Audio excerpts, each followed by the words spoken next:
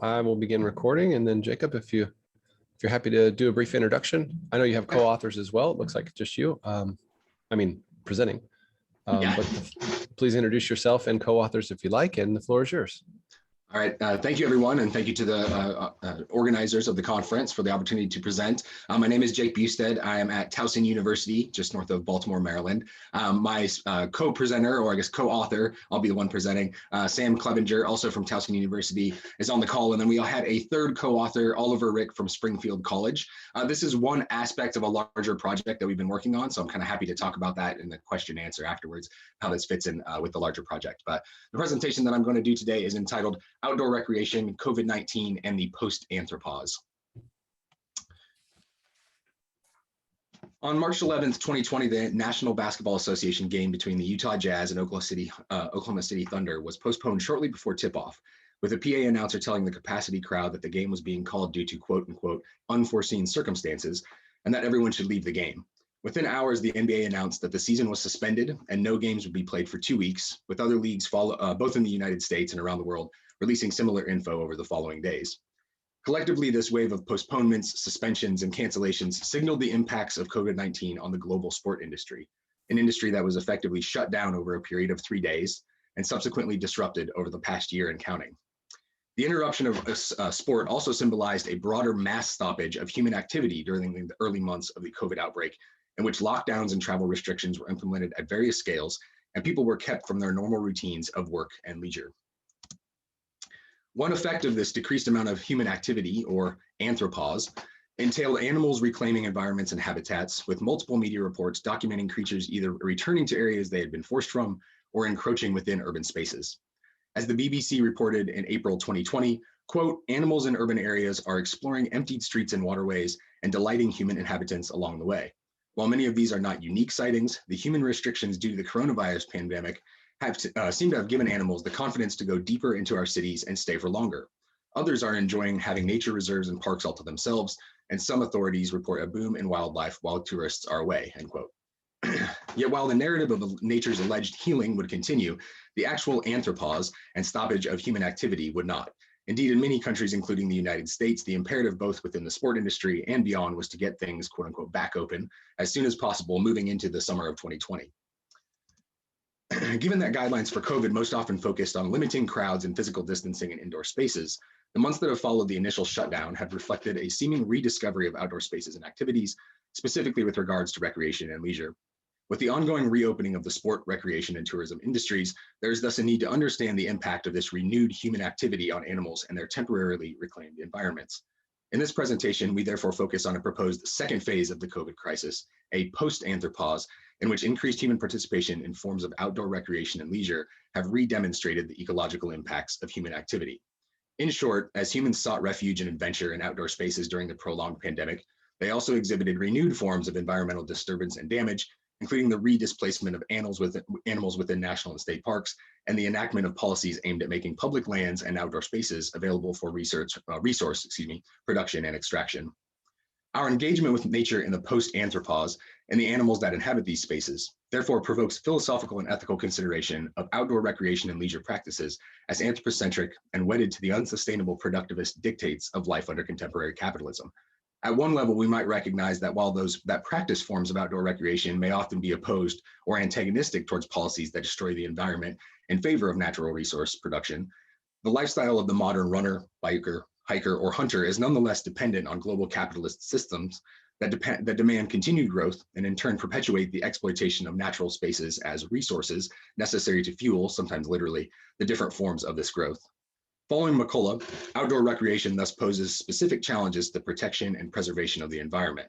Quote, first we see that transport and equipment/clothes make a large contribution towards consumption when engaging in these activities. Both aspects have notable environmental impacts. Second, the planning for sport and outdoor recreation, especially in rural areas, poses particular challenges for sustainability. An increased commitment for these activities, both from an economic, social, and/or health perspective, will only amplify these contradictions and thus their environmental consequences.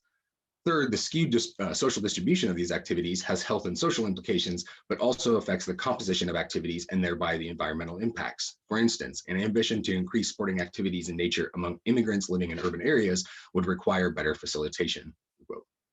Therefore, and in line with increasing calls by scholars to consider alternative and more sustainable ways of living that can counter what Soper calls the, quote, cult of endless growth, unquote, and consumerism within global capitalism, we examine outdoor recreation in the post-Anthropause as part of a broader project of envisaging post-anthropocentric and anti-consumerist forms of physical culture in the Anthropocene. While outdoor recreation in the post-Anthropause reflects the contradictions of growth society at a macro level, we can also recognize that there is a more micro level and individual aspect to this issue.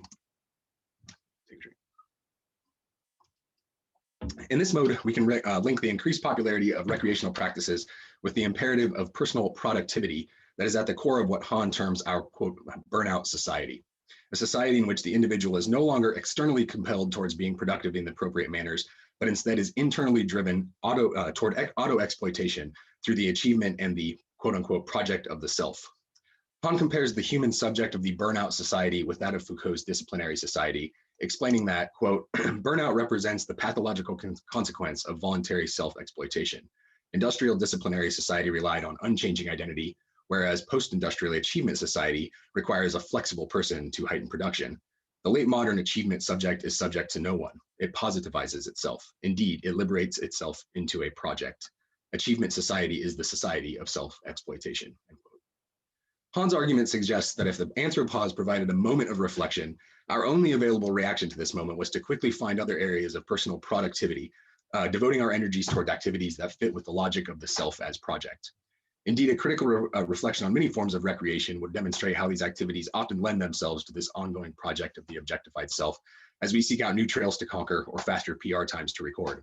At the same time, the never-ceasing concern for personal productivity is feeding off of and back to the imperative for socioeconomic growth that continues to result in the degradation and destruction of environments and animal habitats, all within a consumer capitalist order dependent on the endless extraction of resources from the global ecosystem.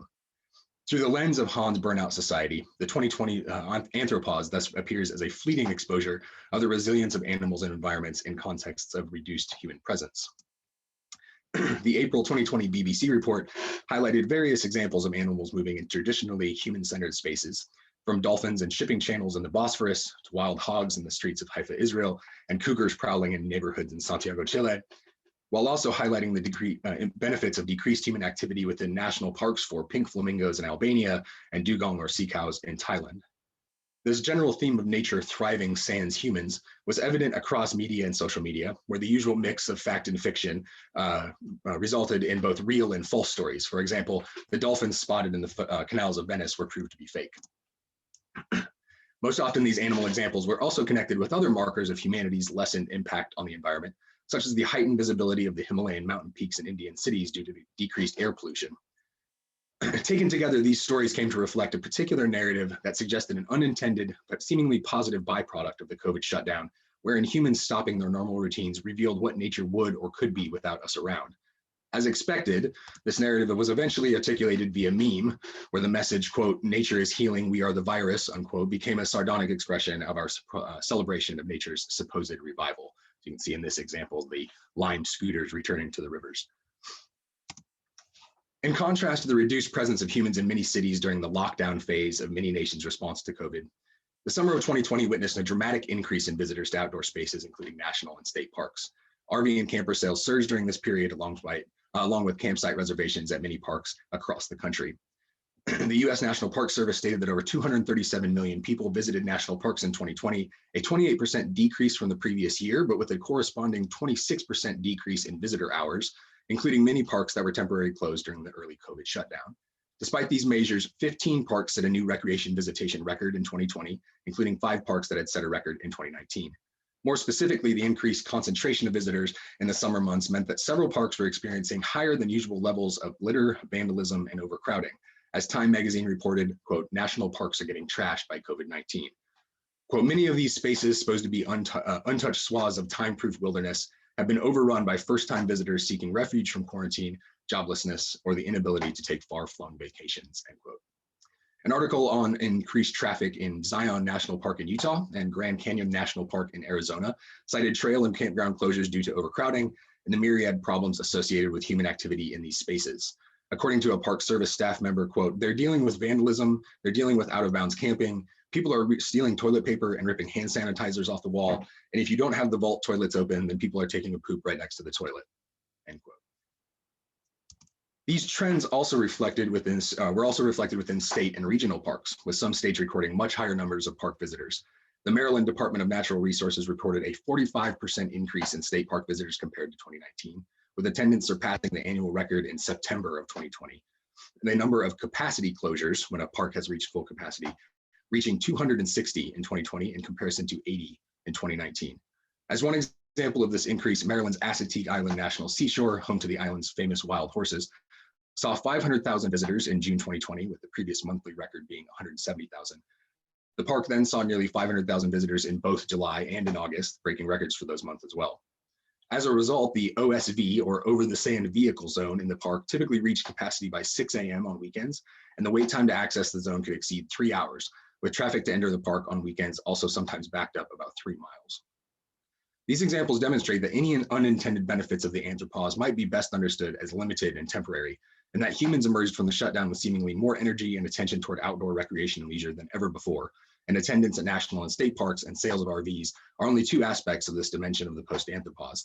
We could also cite the rise in bicycle sales that have created a current shortage in that industry, or the record number of hunting permits and licenses that were issued in 2020 in many states. However, while the pandemic provided opportunities for some to rediscover nature and outdoor activities, it also set the backdrop for the enactment of policies that focused on the production and extraction of natural resources, with the accompanying deleterious effects of these initiatives on animal habitats and populations. During the same period following the Anthropause in spring 2020, the Trump administration continued a specific strategy of weakening environmental protections and enabling industrial polluters.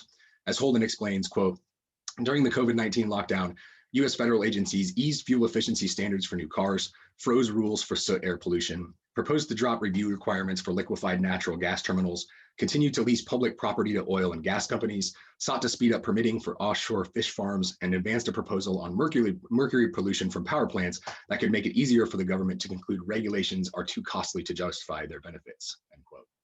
A former official for the EPA, or Environmental Protection Agency, described the situation by saying, quote, Trump is burning down the house.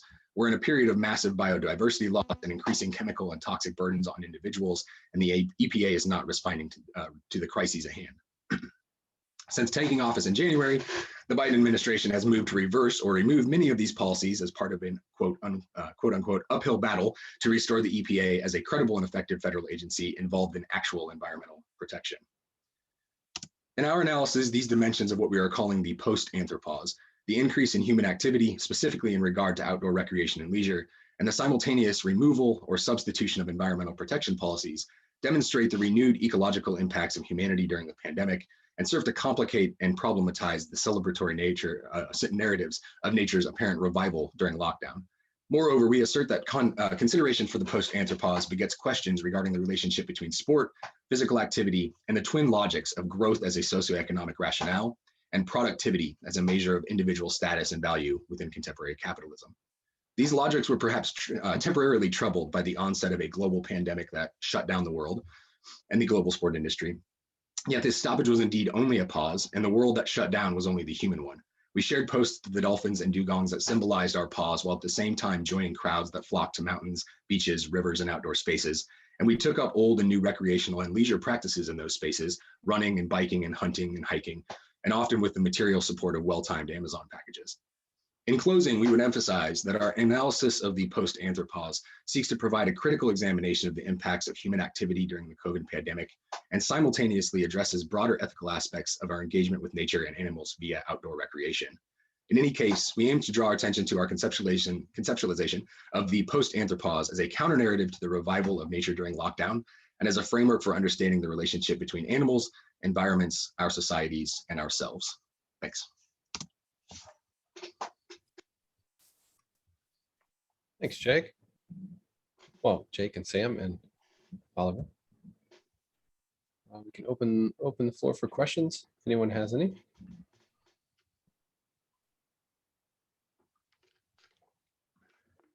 I'd like perhaps to begin by asking, where do you see things going post-Anthropause?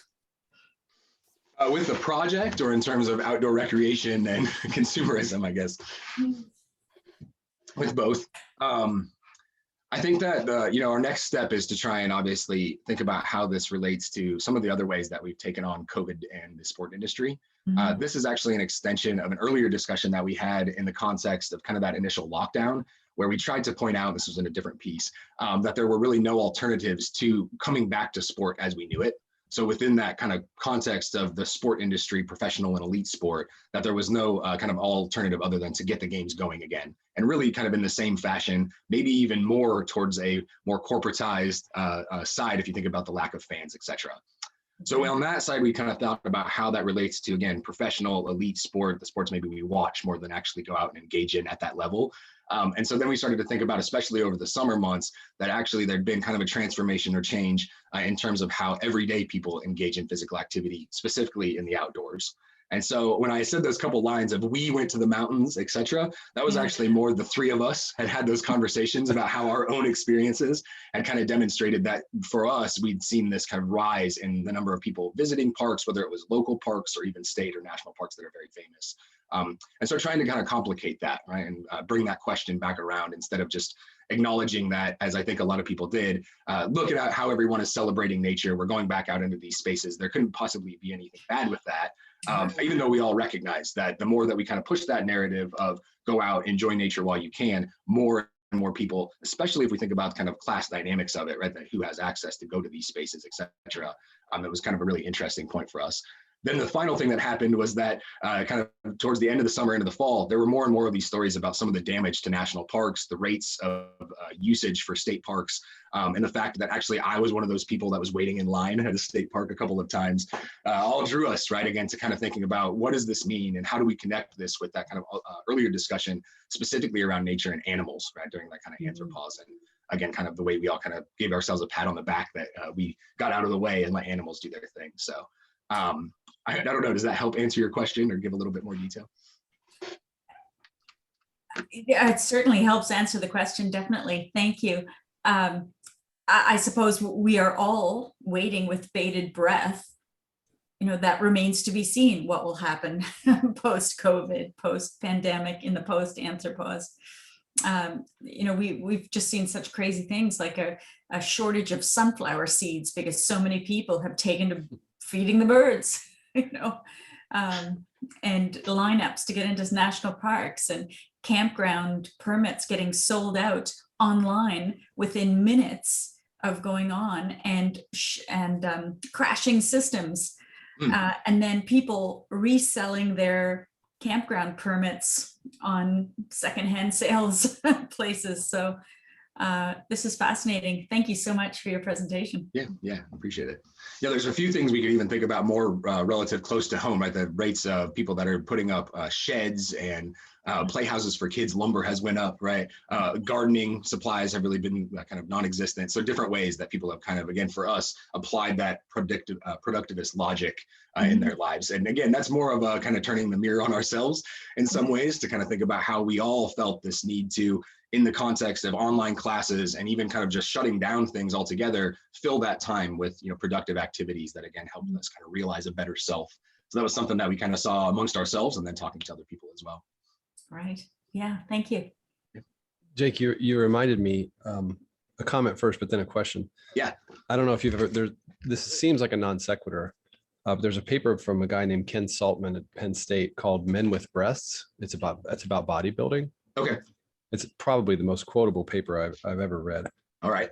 He has this line where he's talking about performance ethics and goal setting, capitalism, in the way that we sort of industrialized our own bodies. He's talking about bodybuilders here. He says, what is so real about the bodybuilder is that she or he performs capitalism, the ultimate alienation of one's labor, the body now machine.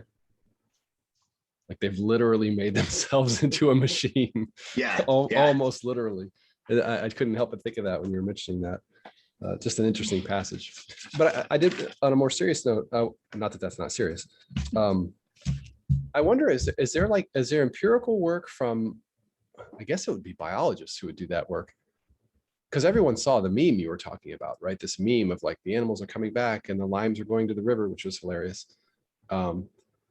And even, we even experienced this, like my wife and I are at home and we're saying to ourselves, is this an unusually robust spring migration of birds? Or is it just the fact that we're sitting here all damn day looking at the birds? And so we're seeing it, it's just an attention effect. I wonder if there's empirical research about that. Yeah, it's actually, there's only been a few pieces that I've, I guess, had the time to think about, like looking at migratory patterns, et cetera, from last year in comparison to the year before. But the general story that I've seen come back over and over is that if there were any improvements or ways that animals did have, I guess, reasons to flourish, if I was going to use the terminology from the last presentation, then I think that those really kind of were checked by this kind of return to things, right? The overall idea that pollution rates went back up, shipping channels were blocked again, et cetera. So in general, I think that story has kind of been that there wasn't necessarily the turnaround, or if there was, as I mentioned, a moment, it was very much a momentary thing, right? It didn't really result in these larger changes. I know that some of the things that were kind of claimed during the Anthropause, one story that became really big was the pandas were no longer on the extinction list, but that's happened before, right? So that actually was like re-announced in some ways to kind of tie in with this package. So it's kind of interesting the ways that particular animals were kind of, centered on as kind of, I guess, examples of our success when it comes to conservation, preservation, right? And how that could tie in with this kind of Anthropause moment. Mm-hmm. Yeah, and interestingly enough, I always used to celebrate when animals came off the endangered list, but now I'm afraid because that means they have even less protection. Yeah, and they're even more kind of open to, as the previous presenters, as I think Elizabeth and Pamela were talking about, right? This idea of kind of turning into a recreation and leisure practice, right? If they're no longer endangered, then there's something that we can more engage with and be around. So I think that my question, sitting there listening to it and then thinking about our presentation was, if we're going to consider how animals can flourish, is it possible for a co-species flourishing, right? Honestly, is that really a possibility that we could really have animals flourishing and we're around? Or is it the best, right? The most possible flourishing, that maybe a more separate idea. On the other hand, that really just leads into ourselves thinking about our own self-projects, right? And I think that's one big aspect of Han's work, is how much we become atomized when we're kind of all engaged in our self-projects with our various echo chambers of social media, et cetera. So I think that's another kind of aspect that I really kind of thought about more with that kind of notion of flourishing. Yeah, thank you. I see Elizabeth has a question. Thanks for your talk. I actually was just thinking about the phenomenon of people getting dogs during the COVID lockdowns, that it sort of is a nice intersection with all the topics you're talking about, because it was like taking on a project, but taking on another creature as a project. But it was dogs, not cats, because dogs have to be walked. You have a reason to go outside, and you have a reason to exercise with the dog in a way you don't with a cat. And it just made me think about the way in which some people decided to take on other animals as projects, but specific animals. Yeah, no, that's a great point, right? And I think that definitely that fits with this kind of overall productivist notion that somehow I'm becoming a better person through my affection, through my practices with this particular being. I do think that maybe what we feel like is the thing that's maybe not brought as much up in the presentation and was definitely present in our experiences of it would be the notions of pleasure. Right, that there is, whether it's a self-project, whether it ultimately feeds back into the project of global capitalism and environmental degradation, that we do take elements of pleasure from birding, from biking, from, I think I heard Sam say before the one presentation that you guys had gotten a camper, right? That there are elements of this that very much helped us realize forms of pleasure that, especially in the context of COVID, were at least, if nothing else, very valuable for mental health and well-being. And so I think that's another aspect of this that we'd like to kind of bring in if we get a chance to work this a little bit longer, is wrestle a little bit with not just the question of, yeah, we know that maybe we have these impacts on the environment, but how do we adjust for our own kind of pleasures within that in some ways. Thank you. Any other questions or comments?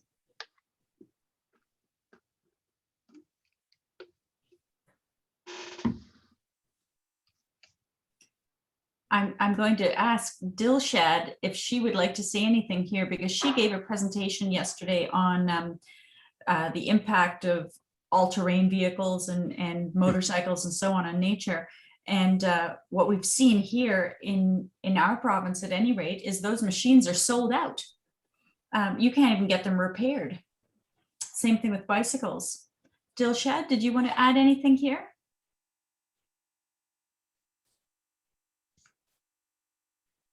Oh, she was having trouble with her volume yesterday. Maybe she still is.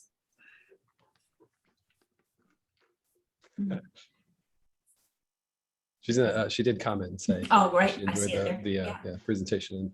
Mm. Yes, it's hard to get forwarders. I'm telling my kids that's why they can't have them. Yes. Yeah. Well, I'll be curious to see how much you guys, build this through. And it's like a lot of the presentations we've seen, it's profoundly interdisciplinary, right? It's philosophy, it's ethics, it's ecology, environmentalism, and it's a lot.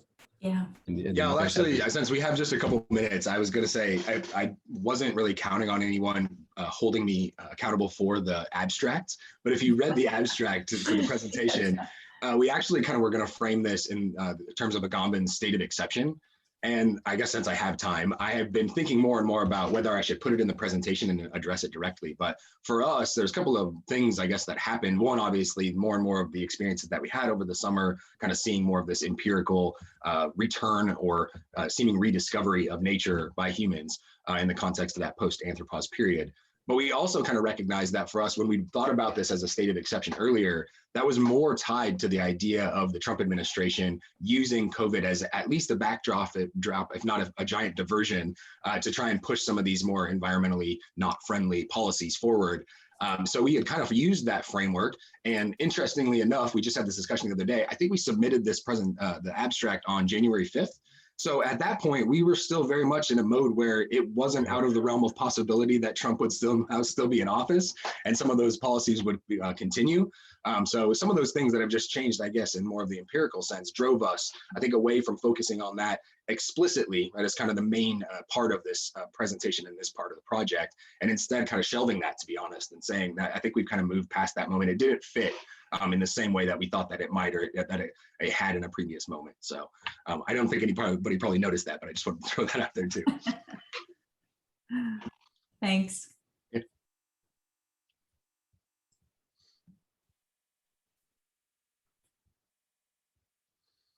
With that, I mean, perhaps we can pull to a close then. Was it, Gabrielle? Yeah, okay. Certainly, because we'll go to the next one. Yeah. Thank you Jacob. so much, Jacob. Yeah, we appreciate it. That was great. Okay.